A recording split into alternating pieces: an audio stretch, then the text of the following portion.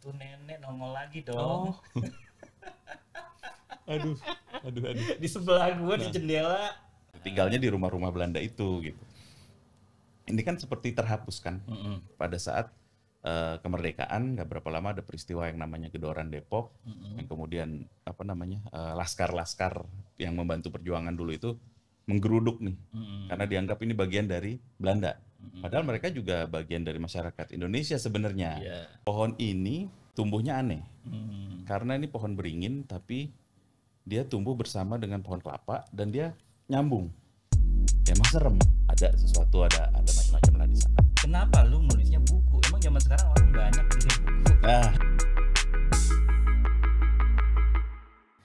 Hai, kita jumpa lagi di Unboxing Friend. Kali ini gua mau bahas tentang yang belum pernah dibahas nih di Unboxing Friend episode yang sebelum-sebelumnya. Gua mau bahas tentang dunia arwah. jadi serem nanti tiba-tiba ada sesuatu. Iya, biar relate sama suasana di studio kita. Oke. Gitu. Karena kan kadang-kadang di studio kita ini teman-teman yang sering kesini suka mengalami yang aneh-aneh gitu kan. Tapi perlindungan udah di Udah. siap. Takut juga soalnya. Oke, kenapa gue bahas tentang arwah?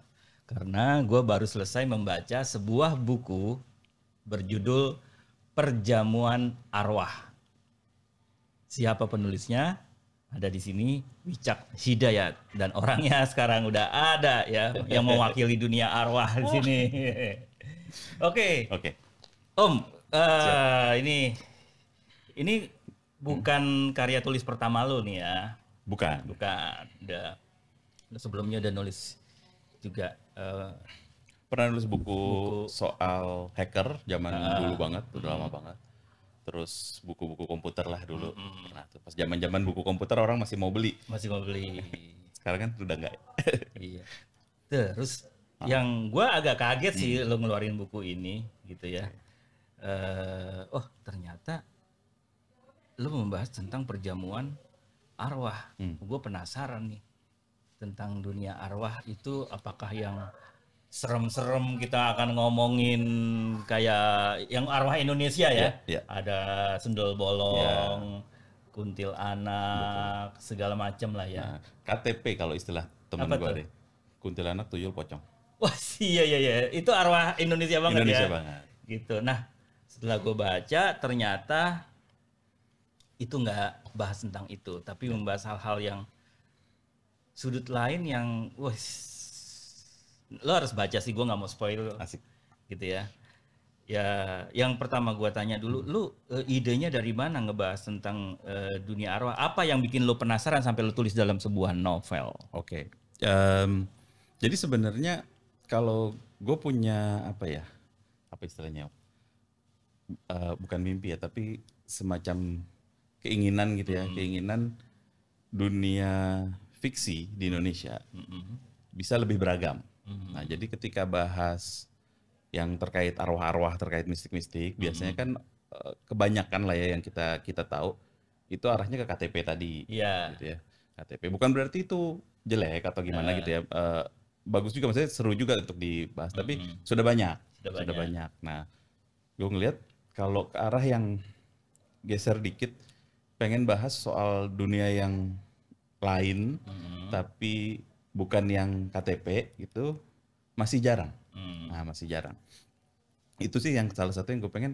Kita harusnya punya bahasanya jadi gue nggak tahu istilahnya, khazanah gitu ya. Khazanah literasi yang lebih kaya aja gitu, lebih macam-macam gitu. Jadi pengen yalah kalau misalkan kan suka dibilang gini kan, kalau lu nyari buku atau nyari cerita tertentu nggak ada, ya lu tulis sendiri. Nah, jadi ya gue menulis lah di situ. Oke. Terus orang biasanya menulis, kalau gua ya, gua bisa menulis sesuatu yang gua alami. Oke. Gitu. Nah, masa sih lo nggak mengalami hal-hal yang terkait dengan kearwahan? Lo ada nggak lo pengalaman sehingga lo akhirnya memicu lo menulis ini juga gitu loh? Oke. Sebenarnya pengalaman langsung itu gue susah untuk bilang iya apa enggak ya, karena kan kadang kita ragu ya. Ini sebuah pengalaman nyata apa cuman halusinasi atau apa gitu kan. Tapi memang dari zaman gue kecil itu banyak hal-hal aneh gitu. Kebetulan deket rumah tuh, ini cerita dikit ya. Deket rumah gue tuh di Perumnas Depok. Deket situ tuh ada satu pohon gede. Nah, pohon gede Iya, biasa tuh pasti pohon. Nah, pernah lihat kali ya, mungkin ini legendanya lumayan rame sih pada zaman itu ya, zaman-zaman 70-an 80-an lah. Pohon ini tumbuhnya aneh karena ini pohon beringin, tapi dia tumbuh bersama dengan pohon kelapa dan dia nyambung. Jadi orang-orang pada saat itu nyebutnya pohon kawin. Nah, pohon kawin ini ya emang serem. Maksudnya buat kalaupun kita nggak sensitif terhadap hal-hal seperti ini, tetap kelihatan serem. Apa ya? Karena besar, gelap gitu kan. Nah, itu yang kabarnya pengalamannya yang mengalami ini lebih ke anggota keluarga gue yang lain lah, bokap, nyokap, kakak-kakak gitu ya. Ada sesuatu, ada macam-macam lah di sana. Jadi gue tumbuh di lingkungan yang banyak tuh mengalami hal-hal seperti itu, gitu. Termasuk di rumah dan sebagainya. Gue sendiri tidak apa ya, nggak yang nyata banget nih pengalamannya gitu soal-soal kayak gitu. Tapi dengar ceritanya banyak banget gitu. Jadi itu mungkin yang jadi apa ya, gue gali dari situlah ininya. Dan buku lo ini setting lokasinya kalau gua nggak salah ya memang di tempat lo juga ya, di Depok ya. Wah, Depok nih makin tren nih, ada di sini nih gitu. Dan gua dulu beberapa kali, karena saudara gue juga tinggalnya di Depok kan. Depok terkenal dengan gedung-gedung kuno, betul. Bangunan-bangunan tua zaman Belanda. Iya.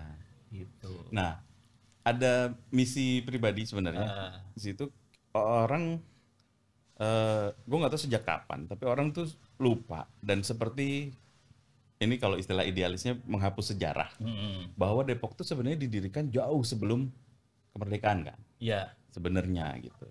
Tapi pada saat orang bilang ulang tahun Depok, yang diperingati adalah ulang tahun terbentuknya Depok sebagai kota administratif. Kota administratif. Jadi peresmian itu, padahal Depok sudah ada jauh sebelum itu. Dari zaman Belanda. Belanda. Yang gua tahu ya, Depok itu sebuah kota untuk tuan-tuan Belanda.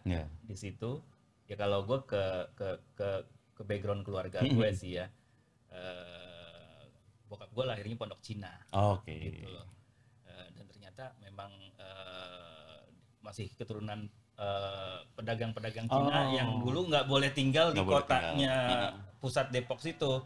Jadi daripada balik lagi ke Mangga 2 ya, itu ya mereka dibikinin perkampungan di Pocin itu. Di luar dari wilayah Depoknya sendiri, karena wilayah Depoknya yang formal pada saat itu kan memang ada wilayah yang didirikan sama si Castellane itu. Iya. Nah, gue pernah punya pengalaman waktu kecil, gue sering main ke sana ke saudara gue. Terus suka, itu ada rumah Belanda, angker. Iya. Cuma mau membuktikan gimana angkernya ya nggak tahu lah, anak kecil ya, pokoknya ya, takut aja gitu. Dan ya gue kaget juga ternyata setting lo pun di rumah angker itu, rumah angker, di sebuah rumah lah gitu, sebuah rumah yang tentunya ini fiksi ya, jadi ngambil latar itu memang apa sih istilahnya, warisan mungkin ya, warisan dari kebudayaan Belanda yang kemudian dibesarkan lah di Depok gitu ya. Kemudian orang-orang yang ya memang mantan budak gitu ya, yang kemudian dibebaskan, kemudian menetap di Depok dan diwarisi tanah Depok itu, kan mereka punya latar budaya yang sangat unik menurut gue. Karena mereka ini orang dari berbagai daerah di Indonesia. Berbagai daerah bahkan bukan hanya Indonesia, konon Asia Tenggara gitu. Jadi mungkin ada yang dari Filipina katanya gitu ya. Filipina, Manado, ada yang dari Bali, ada yang dari berbagai daerah. Nyatu di situ karena zaman perbudakan itu ya, dipekerjakan sebagai budak-budak di apa istilahnya pertanian lah ya, oleh tuan tanah itu. Tapi juga mereka diajarkan sebenarnya cara hidupnya orang Belanda. Spesifiknya Kristen ya waktu itu. Jadi di apa namanya, dibawa masuk ke agama Kristen. Nah mereka yang mau masuk ke agama Kristen kemudian dibebaskan gitu ya, kemudian diwarisi tanah segala macam. Dan mereka punya, yang mereka pahami oleh apa masyarakat ini pada saat itu adalah memang seperti itu kehidupan gitu ya, berbahasa Belanda, tata keramanya, gaya hidupnya, gaya berpakaian gitu. Radio yang didengarkan radio Belanda, yang seperti itu. Tinggalnya di rumah-rumah Belanda itu gitu. Ini kan seperti terhapuskan pada saat kemerdekaan. Gak berapa lama ada peristiwa yang namanya Gedoran Depok, yang kemudian apa namanya laskar-laskar yang membantu perjuangan dulu itu menggeruduk nih, karena dianggap ini bagian dari Belanda. Padahal mereka juga bagian dari masyarakat Indonesia sebenarnya. Hanya saja mereka tidak tahu bahwa Indonesia sudah merdeka nih, sudah lepas dari Belanda, kayak gitu-gitu. Jadi ada semacam apa ya? Karena cara hidupnya berbeda, informasi yang didengarkan juga berbeda, literasinya mereka jadi berbeda gitu kan. Jadi terjadi clash pada saat itu. Jadi agak ke sejarah nih, Adil. Iya. Nggak bisa lepas juga sih memang, karena bener. Ya cuma kan sayangnya juga masyarakat kita kalau mendengar tentang bangunan Belanda itu yang kebayang angkernya duluan ketimbang arsitekturnya gimana. Kok rata-rata tinggi, padahal itu kan kaitannya sama ventilasi. Kalau gua nggak salah gitu. Cuma ya yang kebayang kayak gitu, sampai akhirnya lo juga gue termasuk kayak terjawab itu ketakutan gue masa kecil kalau ngelewatin rumah Belanda tuh. Bener juga, kok sampai ke lu juga omongan tentang Ndoro Londo gitu kan. Sebelumnya gue pernah ditakut-takutin juga sama saudara gue, jangan ke situ karena ada ini gitu ya. Nanti hilang, diculik kayak gitu. Dan oke, belum masuk ke bukunya ya. Atau boleh nggak ntar gue nanya-nanya nih ya? Boleh. Oke ya. Oke. Kenapa lu nulisnya buku? Emang zaman sekarang orang banyak beli buku, baca buku. Kecuali orang yang umurnya yang generasi X lah ya. Iya. Masih banyak baca buku itu. Betul. Mungkin itu kayak ini sih, kalau gue ngeliatnya gini, gue punya keinginan tadi kan, pengen bercerita tentang memperkaya khazanah literasi lah di Indonesia dengan cerita-cerita yang gelap, cerita-cerita yang boleh disebut horor lah mungkin gitu ya, tapi berbeda dengan yang udah sering digarap gitu. Pengen ngambil yang kalau boleh minjem istilah genrenya dark fantasy gitu. Dark fantasy itu agak jarang di kita. Nah, emang kan perlu beberapa hal ya kalau yang gue pelajarin. Pertama, kita perlu reach seluas-luasnya. Kalau emang pengen cerita ini menyebar gitulah ya. Kita pengen reach seluas-luasnya. Nah, untuk bisa reach seluas-luasnya kan butuh istilahnya reputasi. Nah, reputasi yang ya bisa berangkat dari kredibilitas, bisa berangkat dari popularitas misalnya gitu ya. Nah, buku ini menurut gua, buku spesifiknya adalah buku yang diterbitkan melalui penerbit major gitu ya, penerbit major yang dari grup, kebetulan ini Telex Media ya, di grupnya Gramedia. Ini kan dia akan kemudian menjadi sebuah istilahnya platform lah. Platform untuk, karena dia punya distribusi luas, dia punya jaringan yang cukup kuat dan proses yang cukup ketat gitu untuk bisa masuk ke situ. Artinya gue jadi punya platform.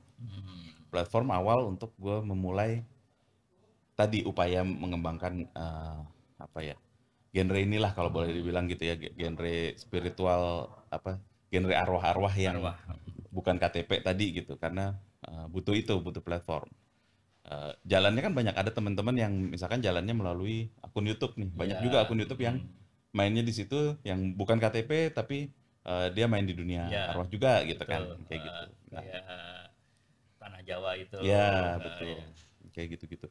Nah, gue juga pengen melakukan itu, jadi mungkin ini jadi sebuah awalan platform gitu ya, landasan awal untuk gue ngebangun ini, istilahnya ngebangun IP lah gitu ya, memperkaya sebuah khazanah karakter cerita buatan Indonesia yang punya warna yang agak berbeda. Mungkin teman-teman di sini banyak yang suka juga gitu ya, mungkin banyak yang suka tapi rujukannya akhirnya keluar gitu ya kan, penulis-penulis luar, karena penulis lokal masih jarang yang kayak gitu. Nah, gue pengen bisa mengawali itu ya walaupun sudah ada yang pionir sudah ada lah Iya. gitu. Tapi gue juga pengen ikut meramaikan di situ dan mungkin bisa jadi ini lebih gede lagi. Nantinya misalnya bisa berkembang jadi cerita ini diadaptasi, dialihwahanakan ke yang Nah, lain itu. segala macam gitu. Ketika gue baca Nah, sih gue ngebayangin ini jadi masuk ke tontonan video bakal keren nih. Gitu. Gue udah kebayangin visual-visualnya sih gitu. Karena ya zaman sekarang orang kebanyakan nonton video. video Jadi betul. ketika gue baca ini pun yang gue bayangkan adalah bagaimana ini dalam format film Film. atau ya video atau film lah gitu ya. Serial yang gue kebayang ya di OTP kayak Iya. gitu. Gitu. Semoga ya. Gue sih harapannya sih bisa ya yang senang bikin film itu bisa memfilmkan ini gitu. Iya. Karena visualisasinya buat anak sekarang itu lebih masuk gitu loh. Kenapa? Buat gue itu ada pesan-pesan yang kuat di sini gitu. Ya. Gue sangat menikmati ya, sebagaimana judulnya nih perjamuan. Setting utamanya, cerita utamanya ada di Meja perjamuan. meja perjamuan. Di situ-situ aja sebenarnya, Iya, walaupun betul. ada flashback gitu. Itu ya flashback itu sih yang kebayang gua. Oh, ini kalau jadi film keren nih gitu. Nah, di perjamuan itulah yang ternyata ada sosok-sosok orang yang menjadi tamunya Ndoro Londo itu yang gue dapat pesan gila ya, berarti orang-orang itu banyak yang memang membutuhkan orang sakti ya, orang sakti. Terus orang-orang yang lo undang ke perjamuan itu ya, ya lo kan lo sebagai mastermindnya Ndoro Londo ya. Betul. Kenapa lo memilih orang-orang yang itu? Nah, gitu loh. Ini bagian dari istilahnya apa sih? Tesisnya ya semacam gitu ya. Gue ini sedikit ya. Akhirnya gue berhasil menulis fiksi agak panjang seperti ini. Itu memang berkat gue belajar dari Mas Salman Aristo. Oh iya. Nah, Gue penulis. Iya, senario luar biasa kan dia. Banyak iya. sekali gitu kan. Dari ininya dia kan wahana kreator itu kan juga melahirkan banyak kan Mbak Gina. Gitu segala macam cerita-ceritanya bagus-bagus dari sana. Nah, gue belajar dari situ disiplinnya bahwa kalau nulis cerita tuh lo harus punya premis gitu kan. Dan di balik premis itu juga ada, kalau gue nyebutnya tesis ya, sebenarnya istilahnya apa ya, kayak semacam, gue lupa istilahnya dari dia apa gitu, tapi akhirnya gue nyebutnya tesis, artinya kayak semacam cerita lo ini tentang apa sih gitu kan.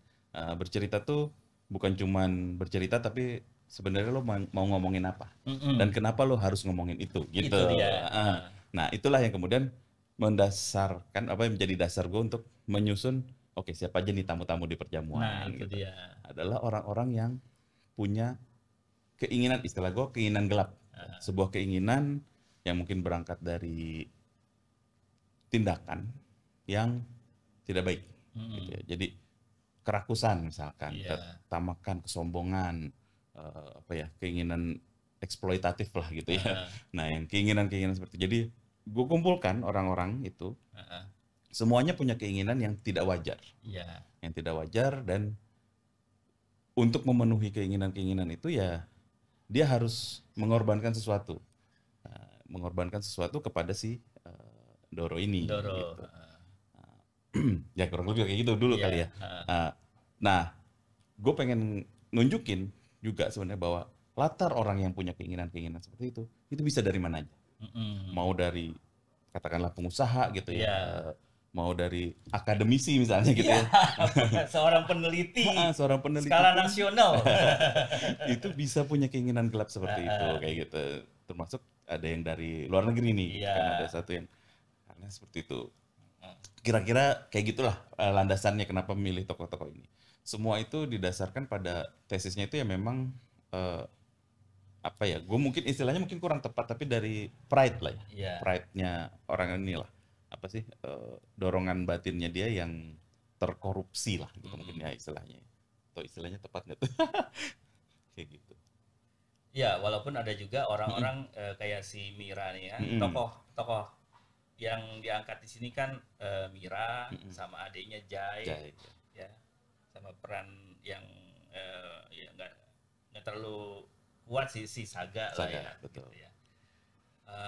Kalau buat gua sih Mira ini bukan orang yang punya keinginan itu. Betul. Hidup dia simple. Dia cuma pengen nyari adeknya, gitu. Karena dia dikejar-kejar sama debt collector. Betul. Karena yang bayarin hidup dia adalah adeknya si Jai ini. Nah, sementara si Jai itu sudah melakukan penelitian mencari rumah Belanda ini. itu.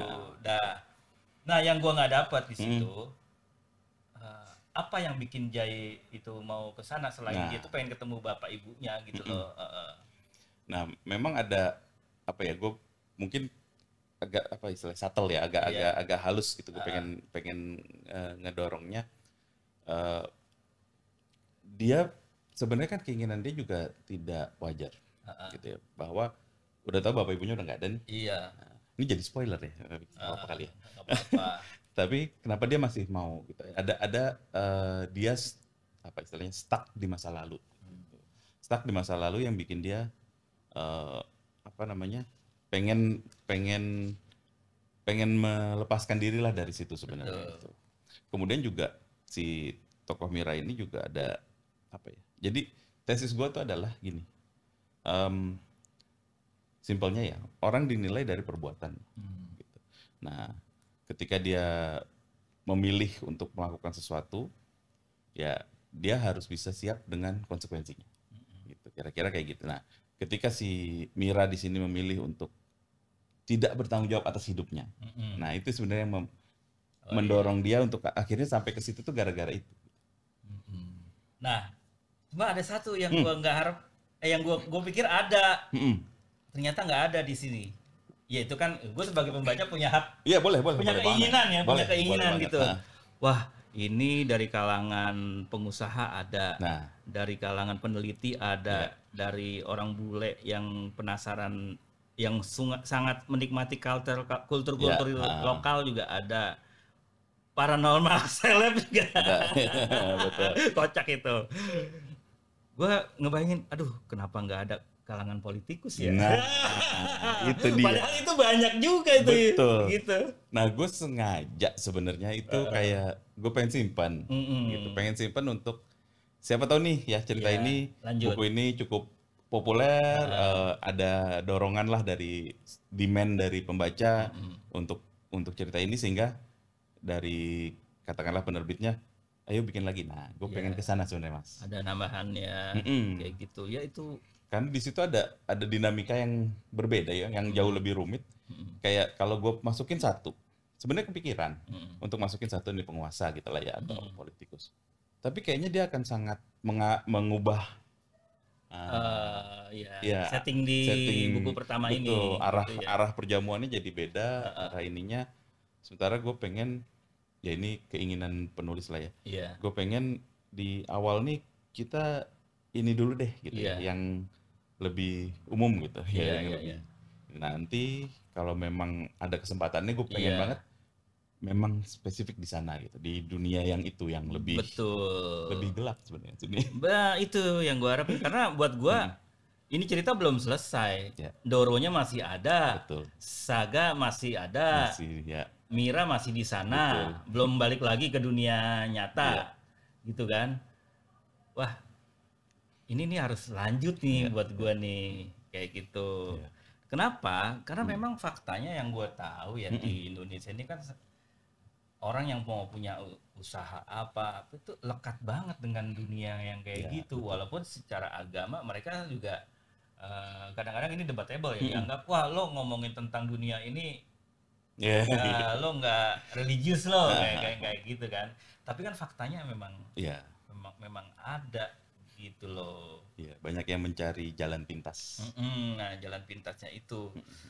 Ini terpotret banget sih gimana resikonya, karmanya ya. Setiap hidup tuh punya karma ya. Karma irama gitu. Bukan Mara Karma ya. Nggak ada yang kenal ya Mara Karma. Udah beda ini. Udah beda. Kayak gitu sih. Jadi ya itu sih yang gue harapin dari buku ini. Kayaknya ini harus lanjut nih. Ini gue masih penasaran dengan nasibnya si Mira gitu. Dan apakah Ndoro Londo ini akan berakhir bagaimana? Itu sih gue ujungnya penasaran sih. Gue baca nggak sampai 3 jam sih nih. Memang enak. Ringan sih. Ringan banget dan gue suka yang flashback gitu, gue menikmati gitu kan. Ya itu sih pesan-pesan yang ada di sininya itu filmis nih cerita ini gitu loh. Gue sih berharap banget sih memang ya ini ambisi pribadi lah ya untuk ya siapa tahu ada yang tertarik memfilmkan. Kedua mungkin penerbit melihat oh ini masih bisa digarap nih gitu sehingga ayo kita lanjutkan gitu ininya cerita ini gitu karena masih banyak yang gua sengaja memang simpen ya karena itu tadi ya faktor-faktor kayak misalkan intrik yang ini kayaknya kalau dimasukin di sini agak mengganggu flow-nya gitu kan jadi oh nanti dulu deh gitu kan ya emang sengaja lo udah ada pertanyaan gua ini lo udah punya settingnya lah ya punya, kita emang belum dikeluarin nih gitu. Gue sempat ngobrol sama Eyang nggak ada nih intrik-intrik politik nih gitu. Oh ternyata emang lo simpen lah ya kayak gitu karena apalagi jelang pemilu nih gitu. Iya sih gue agak ya, apa ya ini bimbang sih sebenarnya waktu itu kalau ini ya kan waktu bikin kita belum tahu nih gue belum tahu apakah bakal diterima sama penerbit atau enggak. Ketika arahnya ke sana takutnya penerbit juga berat takutnya ya. Terus apakah kalau misalkan sudah di-align banget nih sama situasi politik tanah air ternyata nggak diterima sama penerbit terus jadi gue merasa aduh jadi apa ya gimana ya gitu jadi kayak nanti kalau munculnya telat jadi gimana gitu nggak dapat momentumnya atau apa gitu. Jadi ya kemarin orang mikirnya lebih kayak gitulah. Oke, Cak, ada nggak orang terdekat lo, orang-orang di circle lo yang nanya kenapa lo bikin ini tentang arwah? Sejauh ini belum sih. Belum ya. Belum. Gitu ya. Atau ada juga yang support banget karena di circle lo ada yang ngobrolin ini mulu. Gitu. Iya. Ada sih, ada teman-teman yang memang kebetulan gue juga sampai main ya ke rumahnya dia, emang dia juga mendukung bahwa oh iya dia manggil gue pakai mas gitu ya. Ya mas emang perlu kayak apa ya pengayaan cerita yang seperti ini gitu ya. Jadi bahas dunia arwah tapi jangan melulu ke sini gitu, jangan melulu ke yang sudah mainstream lah yang sudah biasa. Kasih pandangan yang berbeda gitu kan. Itu memang ada sih teman yang dukung banget dia, gue juga berterima kasih sekali gitu ya. Mas Jatuh juga kenal nih. Si Wiwit itu yang emang dia sangat support lah waktu gue ceritain ini juga. Wah iya mas, lo bikin mas gitu. Iya sih rata-rata kayak gitu. Gue juga punya banyak pengalaman bisnis sama Eyang ya. Aduh. Cuma persoalannya, gue nggak pernah berhasil untuk menuliskannya. Karena ada konflik di batin gue. Ya pengalaman kita di mana-mana kan. Ketika gue mau menuliskan, kok kayaknya jangan gue tulisin deh. Makanya gue hanya bisa menceritakan ketika kita ngopi gitu. Karena buat gue berat banget loh nulis tentang dunia ini. Gitu. Karena ini masalah gue ya. Gue kayak kalau gue tulis nanti berarti memang orang memang harus mempercayai bahwa dunia arwah itu ada gitu loh. Tetapi di dalam basic keluarga gue sangat menentang mempercayai yang seperti itu. Sehingga akhirnya gue nggak pernah berhasil menuliskan ini dan gue gila lo berhasil banget nulis tentang dunia ini dengan belak-belakan aja ngalir gitu loh ceritanya. Gue suka cara nulisnya dari pengalaman gitu ya meskipun saya juga nggak yakin itu bener pengalaman halusinasi tadi itu gitu kan. Nggak ada pengalaman yang kita alami lah deh. Yang seperti yang diceritakan di film-film dan yang KTP tadi nggak ada yang kayak gitu. Nggak ada. Lo inget nggak di Danau Toba? Oh ini seru nih. Gimana nih? Nggak. Jadi Gue sama Eyang itu acara festival Tau Silalahi di Danau Toba gitu. Itu malah sampai sebelum lokasi kita udah jam 7 malam udah gelap lah ya. Sebelumnya itu kan memang cuma pohon-pohon gunung gitu kan. Tiba-tiba gue mobil berempat. Rahmat yang bawa mobil ya.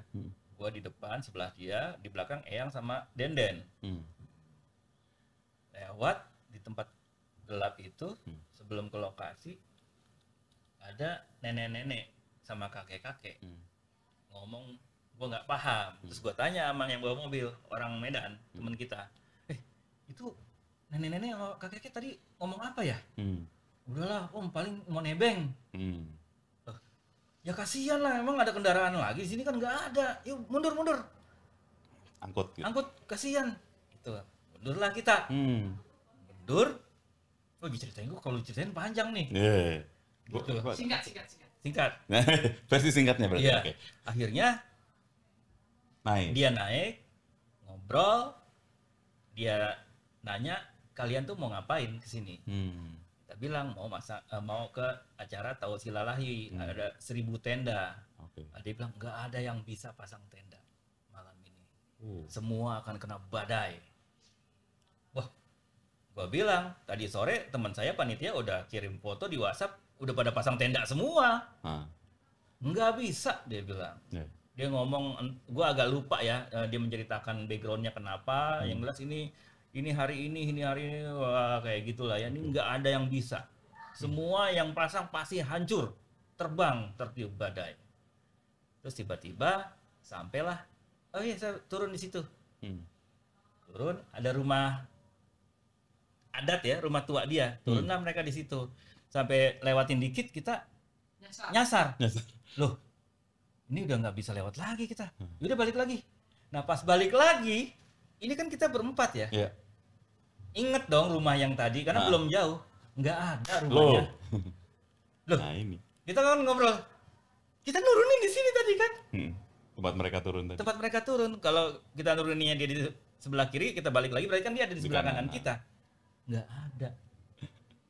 Nggak ada. Itu dia. Sampai lokasi, kita akhirnya setelah dijemput sama temen naik motor, ngikutin. Nggak ada satu tenda pun yang terpasang. Bubar semua. Semua bubar. Ada, wow kita datang aja udah diserang sama badai. Pasir air dari Danau Toba. Ada yang masih penasaran masang, baru jadi langsung hilang. Udah kita ceritain lah itu. Kita ceritain, oh ternyata kalau kata teman kita yang orang budaya sana, itu Namboru Silalahi. Dia yang menguasai wilayah situ. Istilahnya kayak di Jawa Ratu Kidulnya lah ya. Kayak gitu. Sampai akhirnya tengah malam, karena kita nggak punya tenda, balik tidur di hotel. Mobil. Oh di mobil. Di mobil. Nggak ada hotel. Iya benar ya. Iya di mobil. Jauh dari mana-mana. Itu mobil kita dioyak-oyak, udah kayak naik perahu. Deng. Pas kita mau tidur, gue masih posisi depan, supir Eyang sama Denden belakang. Itu nenek nongol lagi dong. Aduh. Di sebelah gue di jendela. Terus gue harus ngasih tahu teman gue yang panitia biar mereka ritual. Izin ritual, nanti akan bisa pasang tenda. Akhirnya gue ceritain. Gue ajak turun, gak ada yang mau. Lu aja. Tapi kalau itu adalah pengalaman mistis gue secara pribadi, semua nyaksiin. Iya, betul. Yang lihat, Denden ngelihat, semua kita berempat menyaksikan. Tidak ada scene yang menakutkan. Enggak ada yang jeng-jeng gitu ya. Enggak serem. Normal kayak orang biasa. Iya, nenek-nenek biasa. Walaupun agak aneh aja tiba-tiba ada di sebelah gue. Gitu. Itu kan jauh banget ya kita dari rumah dia yang kita anterin itu. Yang rumah yang udah nggak bisa dilacak lagi. Itu ada lagi dan ngasih pesan itu ya udah. Ya paginya jam 5 semua ketika mereka ritual udah acara lancar, tenda semua berdiri. Nah yang kayak gini kan nggak bisa dijelasin ya, Cak. Betul. Atau lo punya bagaimana lo mencikapi pengalaman gua dan Eyang yang kayak gini tuh? Wah susah. Kan pernah diskusi kan sama teman-teman lo yang lain. Iya. Kalau kita ngelihatnya gini sih, kita lagi ya. Kalau gue juga kan sebenarnya kalau dalam hal yang apa ini istilahnya, pengalaman seperti ini gue relatif baru lah, karena tadi gue bilang gue tidak pernah mengalami yang sendiri, tapi memang orang-orang dekat yang suka cerita gitu.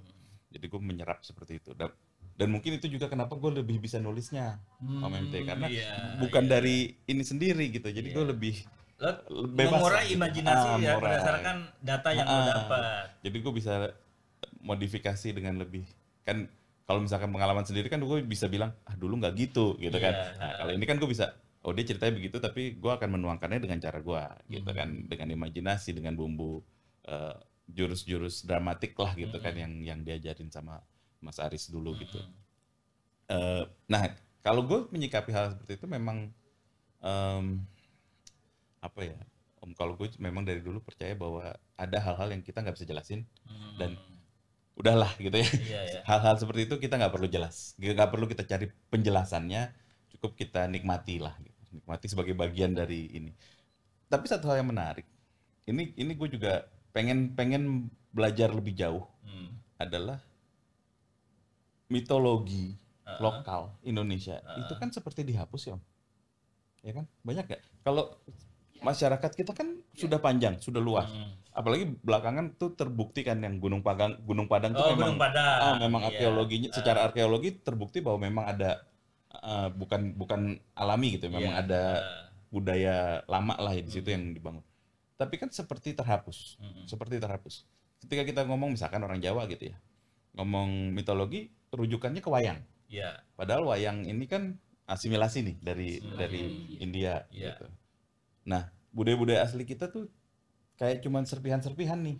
Gue tuh penasaran banget, ada nggak sih yang meneliti dan kemudian bisa menjelaskan seperti apa sih yang ada dulu gitu. Nah, di tempat-tempat seperti misalkan di Sumatera Barat, sekitar Toba, Pulau Samosir juga kan, mereka punya mitologinya sendiri yang wah luar biasa banget. Waktu gue pernah lihat ceritain gitu ya, ada yang cerita, wah ini menarik banget dan kok jarang terdengar kayak gitu. Terus juga kayak misalkan di Jawa, kok kayaknya yang tersisa tinggal Dewi Sri doang. Nah, dewa-dewa yang lain mana? Gitu kan. Padahal kan kalau dulu harusnya banyak. Dewa-dewa yang lain kemana gitu? Apakah mereka istilahnya dilengserkan, diubah posisinya menjadi Nyi Roro Kidul gitu kan? Jadi bukan dewa gitu kan. Padahal kan mungkin dulu ada nih gitu ya. Mitologi-mitologi seperti itu. Gue tuh sangat penasaran, pengen banget tahu dulu tuh ada siapa aja sih di sini yang dipercaya oleh sebelum datangnya ajaran-ajaran dari luar kayak gitu. Kan ini menarik sekali kalau buat gue sebagai seorang pencerita, ini kekayaan cerita yang sangat seru lah gitu buat digali gitu, buat diceritakan. Dan kalau ini memang cara pandang gue ya, cerita-cerita seperti itu kan kita bisa pakai sebagai upaya menyampaikan suatu pesan gitu ya, tanpa menjadi istilahnya menggurui gitu. Betul. Kayak gue bilang tadi, misalnya gue pengen dalam cerita ini sebenarnya yang gue pengen sampaikan adalah ya lu akan dinilai berdasarkan perbuatan lu. Apapun yang terjadi ya perbuatan lu lah dan lu harus memperbaiki perbuatan lu ya dengan perbuatan juga gitu. Ibaratnya kayak gitu. Yang kayak gitu-gitu kan kita bisa pakai seharusnya gitu ya, bisa memperkaya khazanah cerita kita juga, dan sehingga kita tidak terjebak pada KTP doang gitu ya. Jadi ada lebih banyak lah. Artinya bukan berarti KTP ini harus dihilangkan juga, enggak. Kan ini bagian dari kekayaan cerita kita juga gitu. Dan memang selalu ada pesan sih, kayak kasus gua di Tau Silalah itu yang gua ambil pesan adalah kita anak-anak modern ini ya, meskipun itu pengalaman yang sangat tidak logis. Dan di luar nurul ya kalau kata anak sekarang ya. Tapi ada pesan bahwa kita jangan melupakan tradisi leluhur, ritual tersebut. Lo izin sama yang punya tempat, walaupun yang punya tempatnya nggak kelihatan siapa, setidaknya lo berdoa dulu, lo minta kepada yang Maha Kuasa bahwa lo ingin menyelenggarakan kegiatan besar di situ. Itu ini sih kayak apa ya, pesan dan teguran supaya kita tahu etik. Iya, itu betul. Dia. Bahwa di setiap tempat itu pasti punya kepercayaan, punya adat istiadat yang setiap orang itu secara naluri dia akan mengikuti itu gitu. Tapi kan persoalannya sederhana gitu. Itu hal-hal yang agak sulit diterima oleh nalar logis. Dan gimana lo ketika ada orang yang baca buku lo yang ini terus bilang tahayul lo tulis. Oh iya, ya memang gitu. Kebanyakan kalau kita menceritakan ini kan lo tahayul lo percaya gitu. Ya namanya juga fiksi. Namanya juga fiksi. Ya gue akan berkilakan itu. Ini cerita, ini fiksi, ini cerita. Gue punya apa ya? Pesan lah dalam tanda kutip, pesan yang gue pengen sampaikan, tapi pada hakikatnya ya gue pengen bercerita dan gue pengen menghibur lah. Sebenarnya kan gitu. Kita cerita buat gue itu adalah medium kita untuk menyampaikan pesan. Oke, lo ketika baca buku kayak gini lo anggap tahayul, tapi lo baca Harry Potter. Iya kan? Betul. Emang dunia sihir lebih tahayul lagi. Iya, lebih tahayul lagi gitu loh. Tetapi kan justru dari Harry Potter itu banyak cerita-cerita, banyak pesan-pesan yang bisa kita ambil gitu kan, termasuk kalau sih ngeliat kayak gitu. Terserah sih mau dibilang tahayul, mau enggak. Faktanya itu tadi, kisah-kisah yang lo bilang tadi kan kisah-kisah lokal, itu memang selalu ada di tiap tempat. Nah, dan ngomong-ngomong Harry Potter ya, dan apapun cerita-cerita dari banyak tempat gitu ya. Itu kan juga sebenarnya satu hal yang gue merasa kita masih agak kekurangan, keleluasaan penulis kita untuk seliar mungkin gitu. Seliar mungkin ya. Ayolah, gitu kan bisa lahir Harry Potter seperti itu kan juga nggak ujuk-ujuk gitu ya. Karena emang ada semacam kebebasan lah, kalau boleh dibilang gitu ya. Keberanian atau keleluasaan kalau istilah gue untuk mengeksplor itu gitu, mengeksplor tema seperti itu, mengeksplor cerita yang itu. Sehingga kita nggak terjebak pada cerita yang itu lagi. Kita kan ini dunia cerita tuh boleh dibilang tidak terbatas gitu. Kenapa kita kemudian hanya berdiri di koridor satu ini doang? Kita kan ada yang lain gitu. Ada yang lain dan akan jauh lebih kaya lah ini kita gitu. Oke, Cak, terakhir gimana biar orang tuh mau baca buku lo nih? Aduh, maksudnya gimana nih? Beli di mana gitu dan kenapa perlu beli gitu? Aduh. Kalau kenapanya gue agak bingung, tapi kalau bisa dibeli di mana ya ini seharusnya sih sudah terdistribusikan di toko buku. Di toko buku online juga ada. Gue belinya di Tokped sih. Tokped, betul. Sama saya juga. Ininya yang sering gue share tuh yang Tokped. Tapi sebenarnya di toko e-commerce lain juga ada, di Shopee ada, di ini. Dan kalau pergi ke toko buku juga ada gitu ya. Kalau datang tumpukannya memang kecil gitu ya kan, ya namanya penulis baru gitu ya, nggak masalah. Itu kalau di mananya. Kalau kenapanya sih gue pikir buat teman-teman yang memang pengen dapat hiburan, bersinggungan dengan fantasi-fantasi gelap, yang tapi gue tidak menulis ini dengan tujuan menakut-nakuti. Jadi ini memang bukan untuk menakut-nakuti. Dan memang nggak bikin takut. Nggak bikin takut, betul. Gitu. Gue bikin ya memang mau menghadirkan sebuah suasana yang ini aja gitu, suasana yang gelap, yang beda gitu ya, kayak masuk ke sebuah dunia yang lain yang kenyataan maksudnya kenyataan fiktif gitu ya, kenyataan yang berbeda yang ada kemungkinan seperti ini gitu ya, keleluasan berpikir kita untuk melihat bisa lebih luas, bisa apa itu sih. Dan mungkin gue pengen mengajak ya untuk kalau gue termasuk orang yang istilahnya berpendapat bahwa kalau kita nulis jangan takut duluan. Itu dia. Nah, jadi misalkan kita mau istilahnya gini ya, aduh gue pengen bikin seperti Harry Potter tapi di Indonesia, nggak apa-apa, tulis aja gitu. Karena mengadaptasi itu juga bukan suatu hal yang tabu buat gue. Yang penting pada saat mengadaptasi itu lu bukan menjiplak, bukan yang kayak itu cuma diganti namanya doang tapi ceritanya sama persis gitu kan. Tapi lu ambil istilahnya esensinya dari itu yang menarik buat lo, taruh di sini, campurin sama pengalaman pribadi, campurin sama khasanah lokal ada apa. Nah, jadi suatu cerita baru gitu nantinya. Gitu. Oke deh. Cak, thank you ya. Thank you banget nih. Nanti yang teman-teman, buat gua setelah gue baca buku ini dan ketika ngobrol ini gue jadi sadar bahwa kalau kata Wicak tuh harus punya keleluasaan. Ya, kalau gue sih dapat pelajaran jadi kita harus lebih merdeka untuk berimajinasi, ya. Merdeka berimajinasi, jangan takut lo mau nulis tentang apapun, karena gue dari buku ini yang gue dapat adalah tentang kehidupan orang-orang itu punya kepentingan yang beragam, masing-masing punya resikonya, ya, dan itu harus dijalani resiko tersebut. Oke, Cak, thank you. Thank you. Aduh. Thank you banget. Beli ya. Perjamuan